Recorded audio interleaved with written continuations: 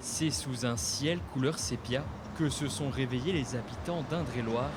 Comme partout en France, de nombreux paysages se retrouvent embrumés par cette étrange poussière, un phénomène surprenant pour ces Tourangeaux. Je ne sais pas c'est quoi. Vous voulez que je vous le dise? Oui, C'est du sable de Sahara. ça peut arriver jusqu'ici. Ouais. C'est vraiment rassurant parce que moi je commençais à penser qu'on a bombardé quelque part, la poussière est venue jusqu'ici. Je trouve ça bizarre, mais bon, après, qu'est-ce qu'on peut faire? C'est la nature, hein. Je me suis levé à 5 heures, j'ai vu que c'était jaune le ciel, je dis tiens. Ouais, ça fait un peu apocalyptique, un peu, ouais. À l'origine de cette atmosphère inédite, du sable venu tout droit du Sahara, appelé sirocco, il est provoqué par une remontée de forts vents en provenance d'Afrique du Nord, un phénomène rare, mais loin d'être exceptionnel, il se produirait en moyenne une fois par an.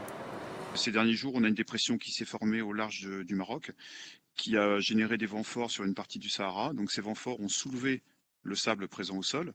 Ce sable a été aspiré dans les couches moyennes de l'atmosphère vers 3-4 000 mètres. Il a été véhiculé vers le nord par des vents de sud, et ce qui explique qu'il a traversé une bonne partie de l'Espagne. Et aujourd'hui, il recouvre les 2 tiers de la France. Ce matin, les rues et les voitures étaient recouvertes d'une fine pellicule orangée. Conséquence, les stations de lavage, comme ici à Saint-Pierre-des-Corps, sont prises d'assaut par les automobilistes. C'est la surprise du matin, ouais, clairement, la voiture totalement marron, c'était pas prévu au programme. On a du mal à voir sur la route, c'est un peu compliqué, donc on est obligé de laver.